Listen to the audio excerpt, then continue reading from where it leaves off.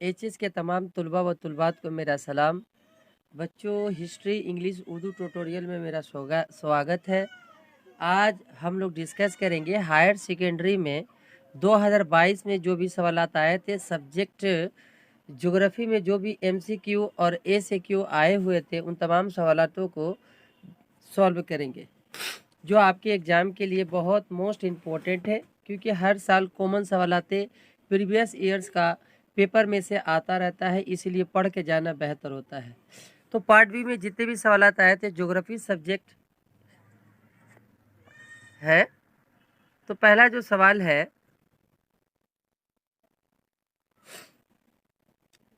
The phreatic layers beneath the ground water table where ground water is available थॉट आउट the year is known as.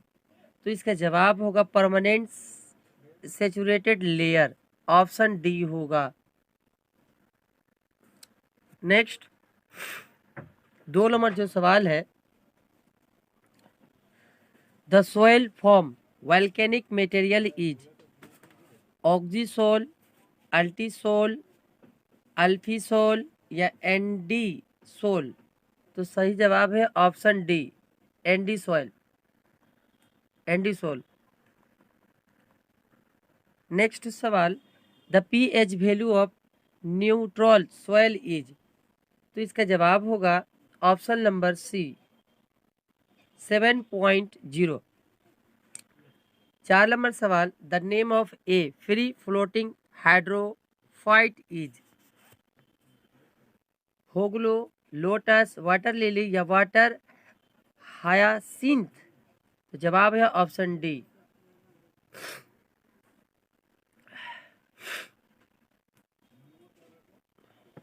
अगला सवाल, the 5 number जो दिया हुआ है, 5 number, the atmospheric disturbance are observe in troposphere, stratosphere, mesosphere या ionosphere. तो सही जवाब है ऑप्शन ए, ट्रोपोस्फीयर में जवाब होगा। नेक्स्ट सवाल, the term biodiversity was first use by Walter Rosen, Norman Myer या चार्ल्स डार्विन या रॉबर्ट हॉक। जवाब है ऑप्शन नंबर ए, वॉल्टर रोजन।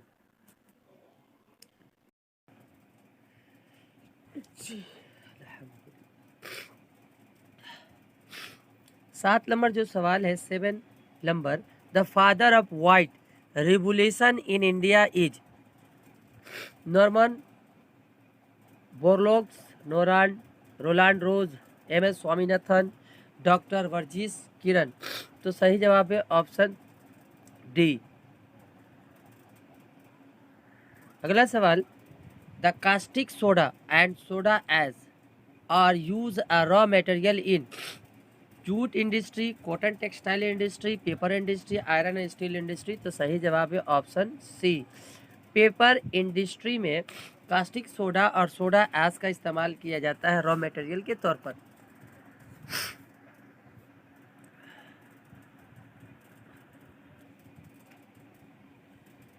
अगला सवाल, the least cost theory of industrial location was propounded by August Losch, Alfred Weber, George Renner, E.W. Zimmerman. तो सही जवाब है ऑप्शन बी, अल्फ्रेड वेबर।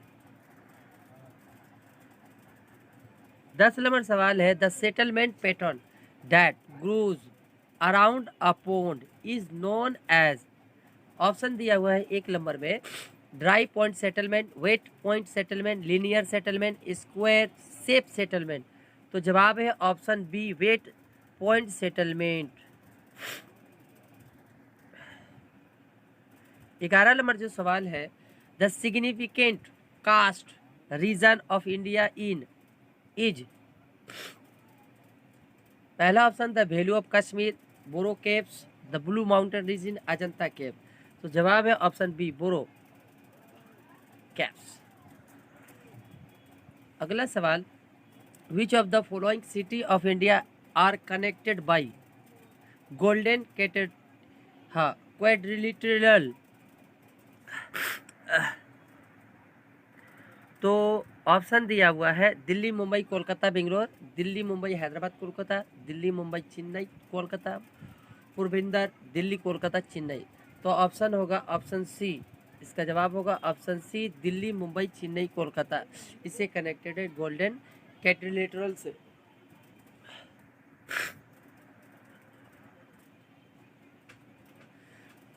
अगला सवाल, the hot water coming out of volcanoes during the time of volcanicity along with magma is known as। तो जवाब है option B juvenile water.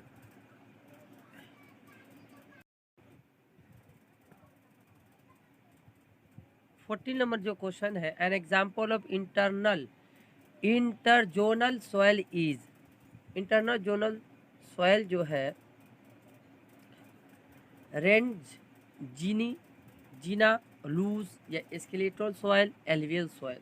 जवाब है option number A. Next, monsoon is a type of local wine, periodical wine, planetary wine, irregular wine. तो जवाब होगा option D. Option D इसका जवाब होगा। अगला सवाल, one characteristic feature of equatorial climate reason is. Option dry summer and most winter, high annual range of the temperature, snowfall during water, conventional rainfall in the afternoon. तो जवाब है option number D. इसका जवाब होगा option D.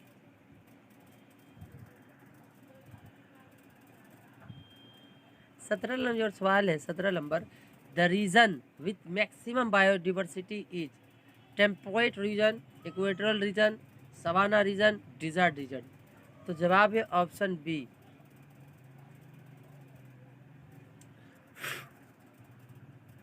अगला सवाल, the crops which are not associated with पोमेम culture are. पोमेम कल्चर। तो इसका जवाब होगा option number C ground and pumpkin.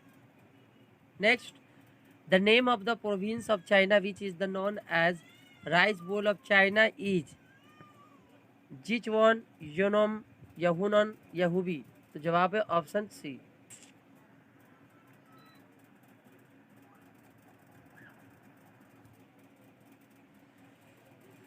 अगला सवाल, the first jute mill of India was establish at. First jute mill Rishra में हुआ था, ये आपको भी पता है। Next, isolated and almost connected small rural settlement is known as. तो जवाब होगा ऑप्शन ए हैमलेट।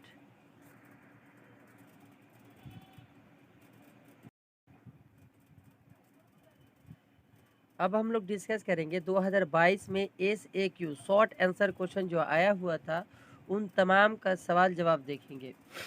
पहला जो सवाल था, what is mean by zero population growth. Zero population growth क्या है, आप उसे क्या समझते हैं। Fourth phase of demographic transition model of zero growth population कहलाता है, क्योंकि इस मरहले में शरह पैदाइश और शरह अमवात नहायत कम होती है, उसी को हम लोग कहते हैं जीरो पॉपुलेशन ग्रोथ। 2 नंबर जो सवाल है, mention 2 causes of internal migration. 2 वजह बताना है इंटरनल माइग्रेशन का। जब किसी मुल्क के अंदर ही किसी कुदरती आफात के खौफ से या रोजी रोटी की तलाश में कई शख्स या लोगों की जमातें मुस्तकिल या गैर मुस्तकिल तौर पर रिहाइश करते हैं, तो उसे ही अंदरूनी हिजरत कहते हैं। 3 नंबर सवाल जो आया था, define crop combination. Crop combination की तारीफ कीजिए। किसी खित्ताए अर्ज में कुल बोई गई ज़मीन के साथ मुख्तलिफ फसलों की फीसद के मुताबिक जब फसलों को बाया जाता है तो उसे क्रॉप कम्बिनेशन कहते हैं। यह नज़रिया सबसे पहले अमेरिकी जोग्राफिया दां JC वीबर ने 1954 ईस्वी में पेश किया था।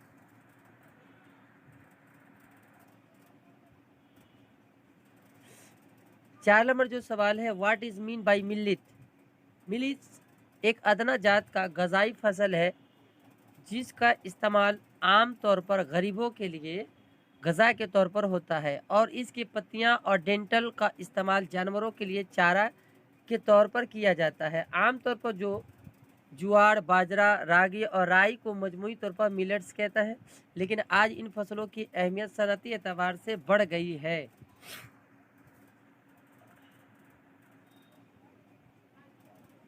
5 नंबर जो सवाल है, mention two effect of global warming. Global warming के 2 असरात बयान कीजिए। पहला, दर्जा हरारत में इजाफा की वजह से ग्लेशियर के बर्फ पिघलने लगे हैं, जिसकी वजह से समुद्री सतह में इजाफा हो रहा है। सुंदरबन के कई जजायर गर्क आब होते चले जा रहे हैं। बी नंबर, ग्लोबल वार्मिंग की वजह से बारिश भी सही वक्त और सही मिकदार में नहीं हो रही है, जिससे काश्तकारी पर असर पड़ रहा है। 6 नंबर जो सवाल है, give one example of each of photophilics and photophobics plant. 2 मिसाल देना है।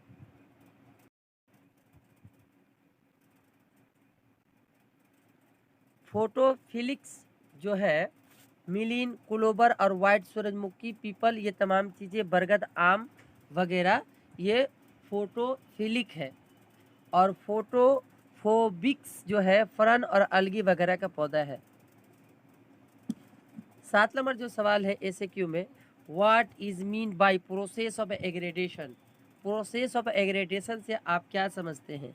ये वह अमल है जो ज़मीन की पस्त सतह को बैरूनी अमलकार कन बहनाकारी और मुंतकली के जरिया बालू, संग, रेजे, मिट्टी, कीचड़ वगैरह को जमा करके पस्त जमीन को हमार करने के अमल को एग्रेडेशन कहते हैं। 8 नंबर जो सवाल है, व्हाट इज हुम्स। हुम्स जो है गुफा की नली, लेवल में या चूने के इलाके से नीचे की परत पर पानी बहता है और चट्टान रोड से टीले की शक्ल में जमा हो जाता है, उसी को हुम्स कहते हैं। इसकी शक्ल नोकीली पहाड़ी की तरह होती है। सवाल नेक्स्ट जो 9 नंबर है, व्हाट इज गीज़र। गीज़र क्या है? वह गर्म झरना जिसमें गर्म पानी और भाप एक मुअय्यन वक्फा के बाद निकलता है, उसी को कहते हैं। इसकी तश्कील जो है हाइड्रोजियोलॉजिकल हालात के बिना प्रवृत्ति से झरने में जमीन के कुछ ही मकाम पर पाए जाते हैं। 10 नंबर जो सवाल है, डिफाइन ग्रेडेशन। ग्रेडेशन की तारीफ कीजिए। ग्रेडेशन और डिग्रेडेशन के जरिए जब जमीन पर मिलने वाली तमाम गैर यकसानियत खत्म होकर हमारे सतह में तब्दील हो जाती है, उसी को हम लोग कहते हैं ग्रेडेशन। 11 नंबर सवाल, व्हाट इज मीन बाय सुलम। सुलम क्या है? सुलम एक सच्ची मिट्टी मानी जाती है जो सतह मिट्टी और ऊपर के जमीन की नीचे की कंकरीली परत से मिलकर बनी होती है, जिसमें शदीद मौसमी तखरीबी का अमल नहीं होता है। मिट्टी की उफ़क़ी तकसीम के मुतालिक ई, ए और बी उफ़क़ ओरिजिन्स को सुलम कहते हैं। 12 नंबर जो सवाल है, व्हाट इज मीन बाय लिटरलाइजेशन। लिटरलाइजेशन से आप क्या समझते हैं? मिट्टी की तश्कील के दौरान लिटरलाइजेशन चट्टानों की कीमियाई मौसमी तकरीब एक तवील वक्फा है। मिट्टी के ज़रिया बनने में ये इसकी मोटाई, दर्जा, केमिस्ट्री, खाम मदनियात और इख्तलाफात पैदा करता है। यह अमल अमूमन ट्रॉपिकल एंड सब ट्रॉपिकल माहौल होता है।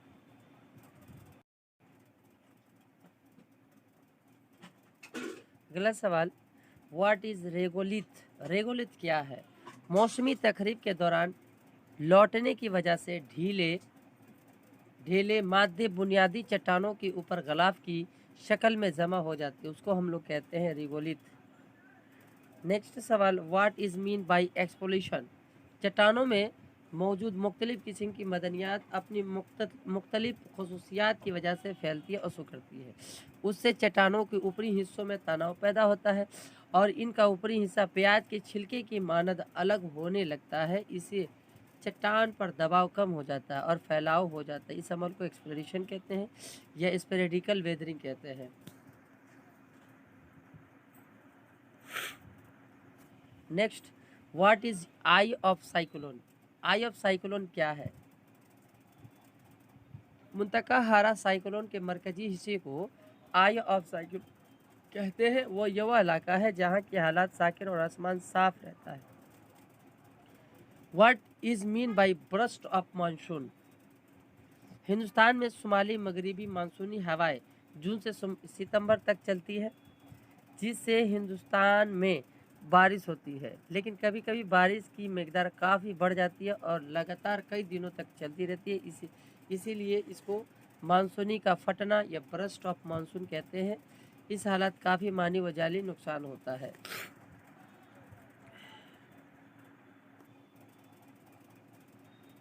नेक्स्ट सवाल, what is the ITC-Z?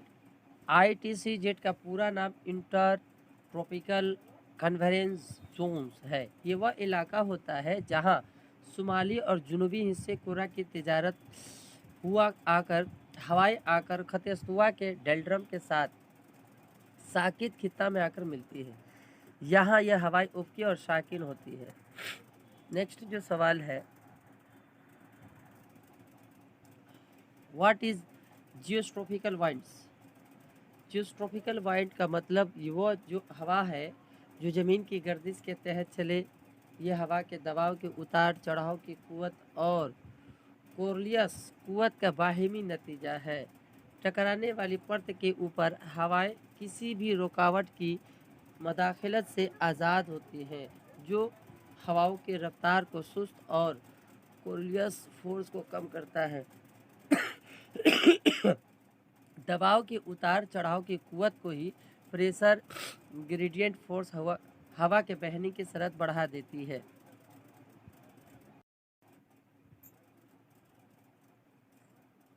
Keep two example of biodiversity hot spot of India. Indo Burma खित्ता या सुंदरबन के मगरबी घाट और सैंडलैंड ये सब है। 20 नंबर जो सवाल है, what is mean by in situ conversation? जब जानदार और नबातात को इनके रिहाइश मकाम पर इनकी अता करदा इकोसिस्टम के तहत तहफूज किया जाता है, उसी को हम इन सितु कन्वर्सेशन कहते हैं। इसके अलावा आज भी एक मुल्क में नेशनल वाइल्ड लाइफ सेंचुरीज और नेशनल पार्क वगैरह हो चुके हैं।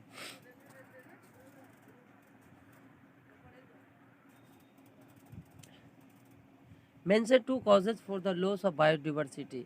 बढ़ती हुई आबादी, आबो हवा का तब्दीली होना और कुदरती आफात वगैरह, ये तमाम चीज़ें दो असबाब है लॉस ऑफ बायोडिवर्सिटी का। Defined biodiversity. बायोडिवर्सिटी का तारीफ क्या है? यूनाइटेड नेशंस इन्वायरमेंट प्रोग्राम के मुताबिक बायोडिवर्सिटी से मुराद किसी भी खास तबई मकाम पर रहने वाले मुख्तलिफ तरह के जानदार की तादाद से है, जिनके तर्ज जिंदगी में फ़र्क पाया जाता है। इसका ताल्लुक पौधों के अक़साम, जानवरों और छोटे छोटे कीड़े मकोड़ों से है।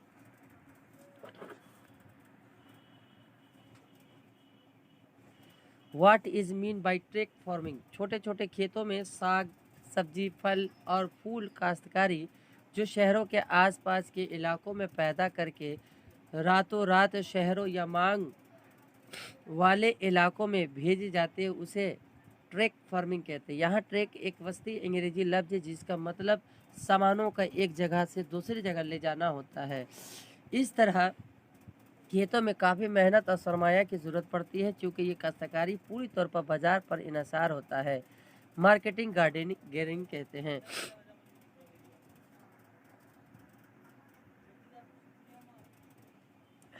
अगला सवाल, what is mean by slash and burn method of agriculture? ये खेती का कठिन तरीका है। इसके तहत जंगलों को काट कर या आग लगाकर पेट भरने के लिए अनाज की पैदावार की जाती है, और जब इसकी जरखेजी ख़त्म हो जाती है तो दूसरी जगह मुंतकिल हो जाते हैं। ऐसी खेती को आसाम और शुमाली मशरक़ी रियासतों को में झूम कहा जाता है।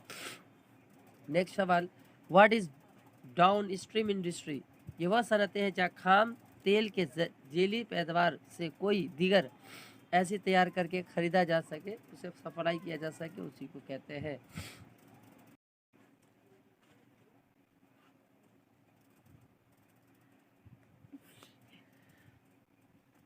अगला सवाल, what is the break of ball point? ये वह मकाम जहाँ माल व असबाब व नकल व हमल के एक जरिया से दूसरे जरिया में मुंतकिल किए जाते हैं, उसे हम ब्रेक ऑफ पॉइंट कहते हैं। जिसमें डॉक्स जहाँ माल व असबाब को जहाज़ से उतारा जाता है। उतार का ट्रक या ट्रेन के जरिए मंजिल मकसूद तक पहुंचाया जाता है। अगला सवाल है, what is the mega city? 5 million से ज़्यादा आबादी वाला शहर को हम लोग मेगा सिटी कहते हैं। ये ज़्यादातर तिजारती मंडी या सनती शहर में होते हैं, जैसे कोलकाता, दिल्ली, मुंबई वगैरह। Define twin city and the Indian examples. जब दो शहरों की मासी और सियासी और तालीमी व तहजीबी सरहद एक हो, उसको जुड़ा हुआ शहर कहते हैं, यानी ट्विन सिटी कहते हैं, जैसे हैदराबाद, सिकंदराबाद, कोलकाता, हावड़ा वगैरह।